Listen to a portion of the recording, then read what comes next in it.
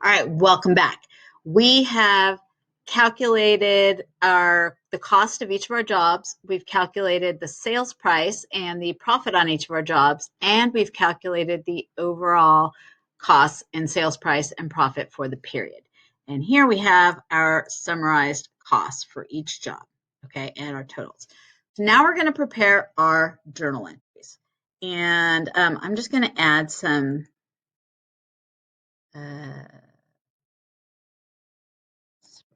somehow this got goofy.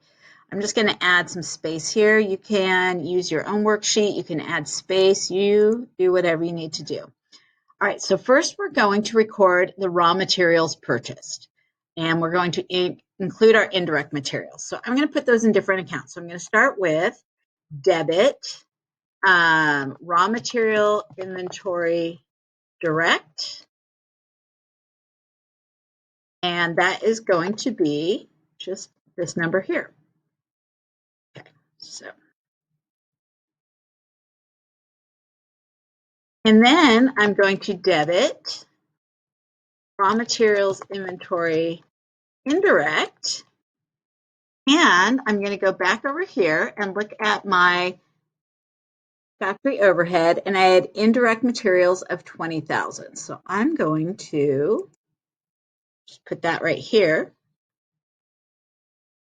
And I'm going to credit accounts payable. I could credit cash. Usually in an operation like this, we would be buying on account. So it's more likely accounts payable, but either way is fine. And I'm just going to add up my two debits. So those are all of my purchases. So I purchased $6,570,500 in materials between direct and indirect. All right, get rid of this. All right, so that's that journal. So the next one says record the wages and move direct labor to WIP. Okay, so look at this, showing off my Excel skills. Okay, insert 4 rows. Oh my gosh, this is terrible.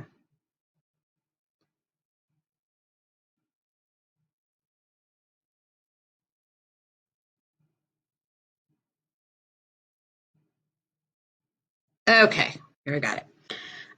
All right, so we're going to record our wages, and then we're going to move direct labor to WIP. Okay, so I'm going to actually just record it directly to WIP. I could record, well, no, I'll show you the whole thing, but this is going to be a lot of steps. Okay, so debit, payroll expense,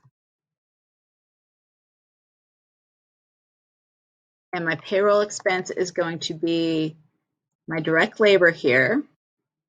But it's also going to include my indirect labor, and my indirect labor was 80,000. So I'm going to just go over here and I'm going to add my 80,000 plus 80,000. And I'm going to credit, probably cash, right? And for the same amount. And I'm going to move the direct labor to WIP. So I'm going to debit WIP for my direct labor. Now, normally I would do this job by job, but I'm going to, instead of going through and doing it for every job, I'm going to show you in summary. They'd be the exact same journal entries, only if I was just doing this, WIP job 101, then I would only have the 35,100. But just in the interest of time, because we've already spent a lot of time together here, this module, I'm going to do it in summary. All right, and then I'm going to credit payroll expense for the same amount. All right, so you can see here when I paid my employees, I debited payroll expense. I hit the income statement.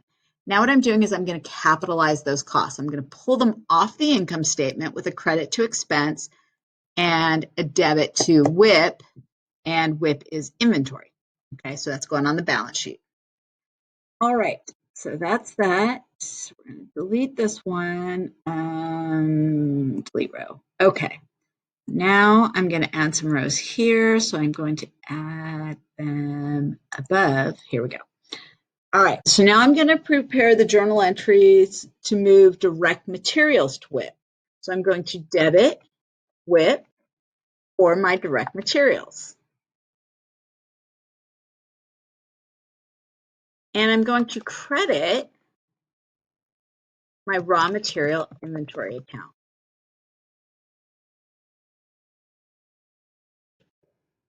Okay. So now my raw materials, which were sitting in raw materials, they're now sitting in WIP. We're just basically, if you remember how we did in Module 3, how we moved the costs, they were in raw materials, then we moved them over into WIP, and then we're moving them over to finished goods. This is just the journal entries for that process. Okay.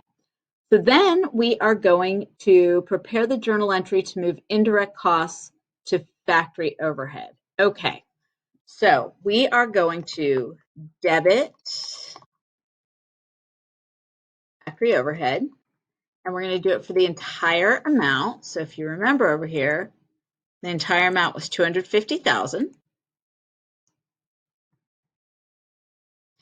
And now we're going to credit these amounts out of wherever they're sitting. So the first one was raw material inventory indirect, and that was this amount right here, the $20,000.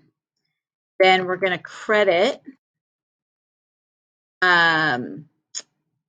indirect labor. Oh wait, so our indirect labor is already sitting in that payroll expense account, so I'm going to credit payroll expense for the indirect labor, which we said was $80,000. Let's go back and double check our numbers. Indirect labor was $80,000. Then we have rent for $120,000. So I'm going to credit rent expense. I say $120,000. Yes. Utilities for $12,000.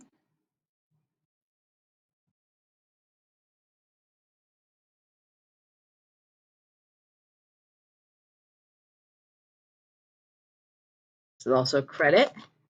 And then finally a credit to depreciation expense for $18,000.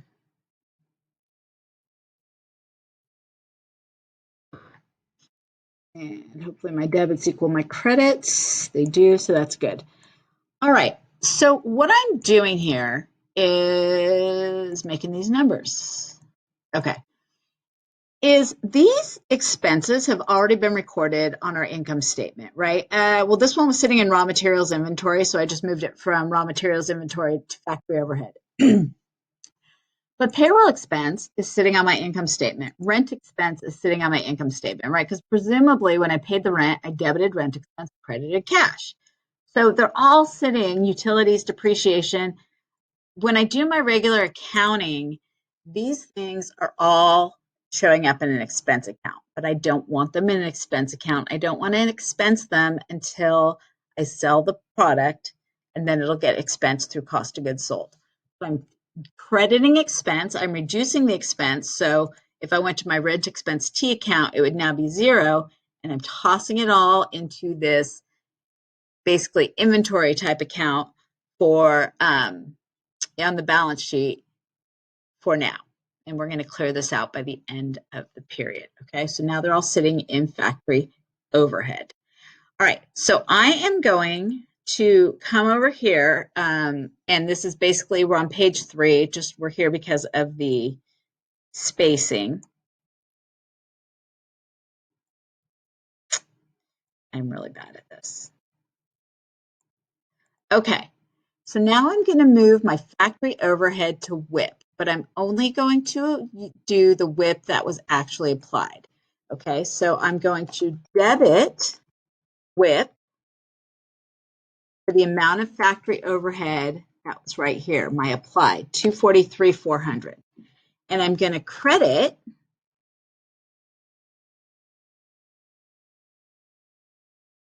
factory overhead for the amount that was applied. Now you're saying, hey, wait there. And this other one, we put $250,000 into WIP. That's right. These are our actual indirect costs. So they're sitting in factory overhead. And then we're going to pull them out of factory overhead, and put them into WIP when we actually apply the factory overhead, the $2 of factory overhead for every $1 of direct labor. That's this 243. They don't match. So we are going to have to deal with that, and we're going to do that in a minute. Delete. All right, but let's finish our journal entries. Okay,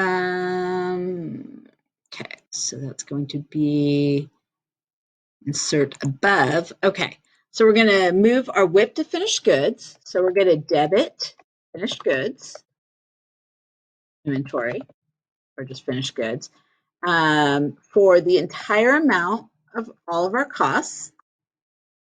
And we're going to credit WIP for all of our costs. Okay, so these costs all got added to WIP. Remember, we added the, let me go back over here, the 655 we added there, the 121 we added here, and the 243 we added here. So those costs were all sitting in WIP, but we finished all the cars, so we're moving it out of WIP with a credit and into finished goods with a debit. So now it's sitting in finished goods inventory. And this is exactly like we did last period, where we had the cost. They started in raw materials, we put them in WIP, then we added the direct labor and the factory overhead and the cost of goods manufactured, got popped over into finished goods. All right, so, and we want to do above. Okay, so now we're going to record the cost of goods sold. So we actually, not only did we finish all our cars, we sold all of our cars. We are awesome. We're just like building them and sending them out the door, and they're getting bought straight away. That happened for a while with Tesla. They had a bunch of pre-orders, and so as soon as they built a car, it was already sold. So we're going to assume we're even cooler than Tesla, okay? Cooler than Tesla, selling $18,000 cars. All right, cheaper than Tesla too. Okay, so we're going to debit cost of goods sold for the cost of the cars we sold, not the sales price, the cost. And we're just, that should be a debit. And we're going to credit finished goods inventory for that same amount. Okay, so they only sat in finished goods for a split second. We debited them in, and then we immediately credited them back out because our cars are selling like hotcakes. All right, so that's going to be most of our journal entries. In the next video, I'm going to show you what we're going to do with this factory overhead that doesn't match. All right, I'll see you then.